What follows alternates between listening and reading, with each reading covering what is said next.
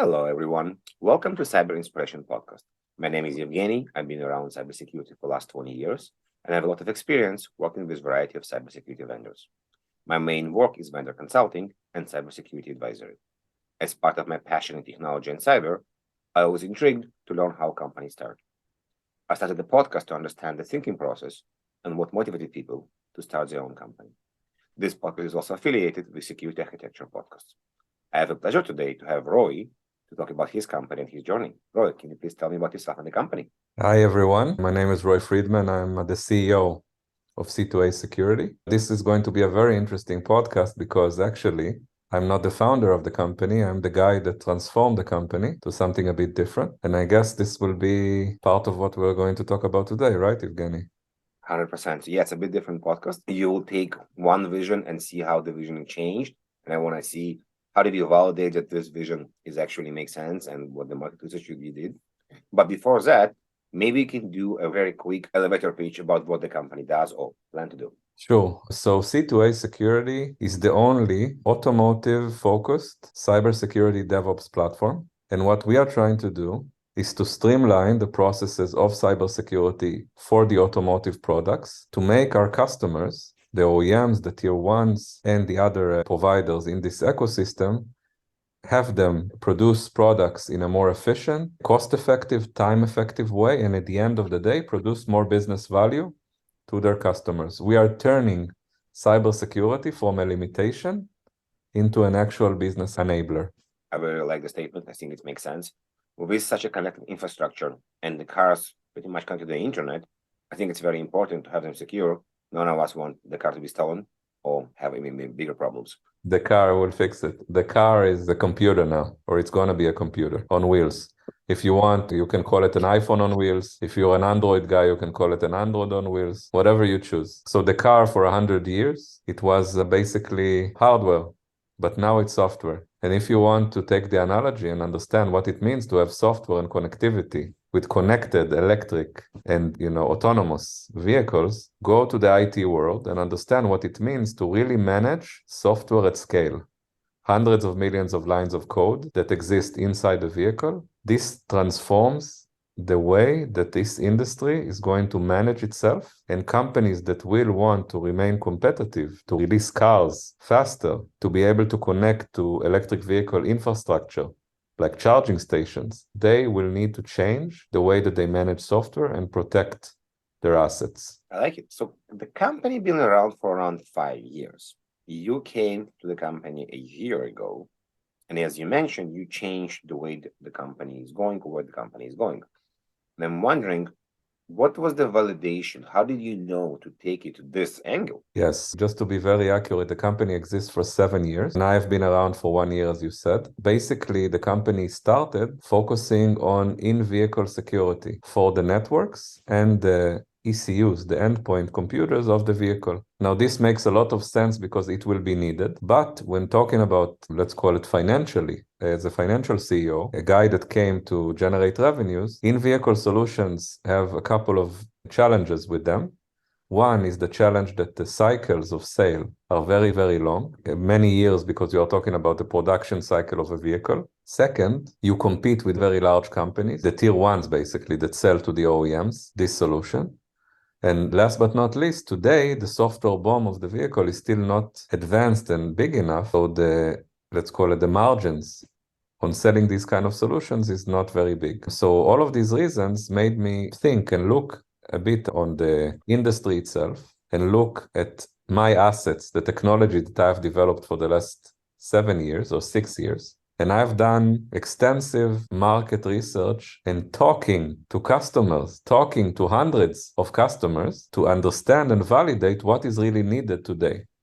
And that is the way that I reached the conclusion or the strategy that we have right now and validated it. For me, the validation at the end is customers, is a pipeline of sales, is partnerships that I have announced with the companies, huge companies in this industry like Valeo and Marelli. So this is where I draw my confidence that my direction is good. The reason that I feel confident is because of a lot of customer meetings and customer interactions.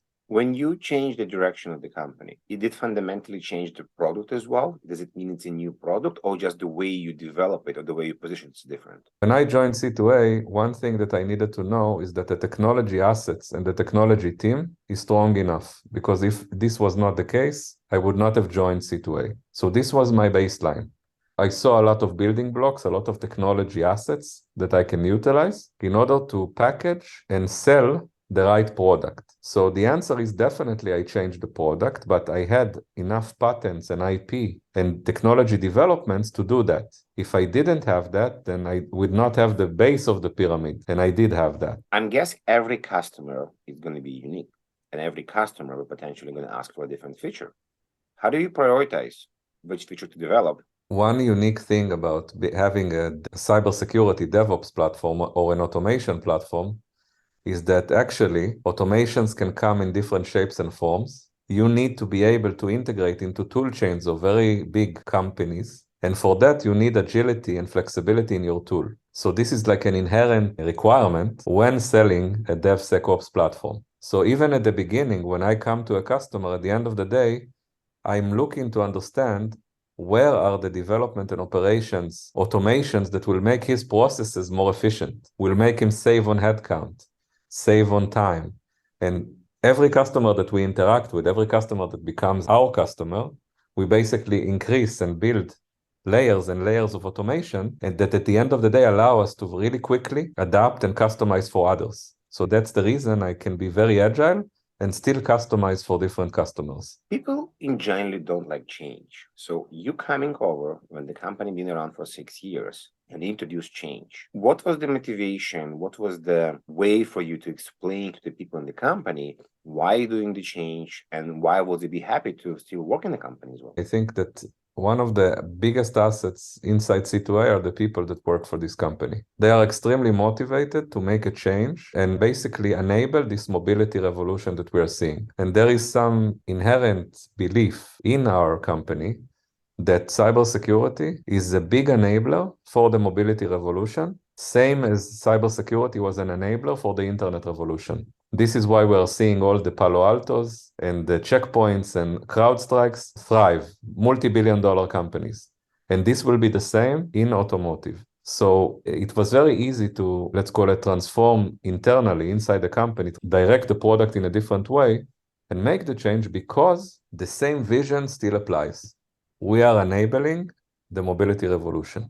As a CEO with so many different tasks, and you need to talk with the people in the sales team, you could talk in engineering, you talk with the customers, how do you prioritize the time? So any CEO that will tell you that he works less than 25 hours a day is going to lie, at least a startup CEO. This is a very demanding job, especially when a company transitions internally and externally. I am lucky to have a very independent and strong technology team. So I invest most of my efforts to focus on the product and how the product will be perceived outside. I focused on the sales and making sure that we have a very direct and very clear go-to-market. So I am more focused right now at this time on the outbound of the company.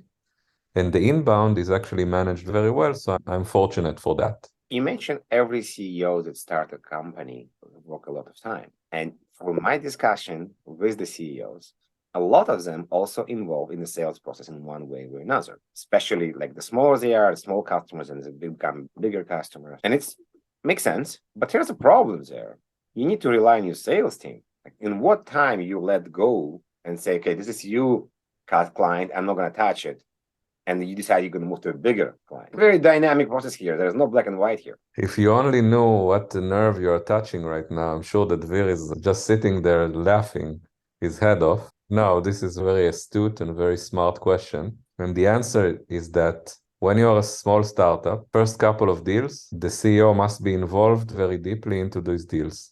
There is no other way if we are talking about a sales type CEO. Okay, if it's an R&D CEO, maybe it's different. But if you are a CEO that comes from sales, although I was also an R&D manager in my past, my recent experience is actually sales. And that's what I do. That's my passion. So the answer is that you don't let go. You need to find people that are able to work together with you to close these deals, to be your helping hands. And then when the company reaches a certain level of revenues, you can say, okay, now I need to scale the business. And when talking about scaling the business, after you have proven there is a product market fit, then you can bring a professional, a senior guy that will help you bring up sales. Is there the tricks and tips to align the salespeople to the way you want them to sell?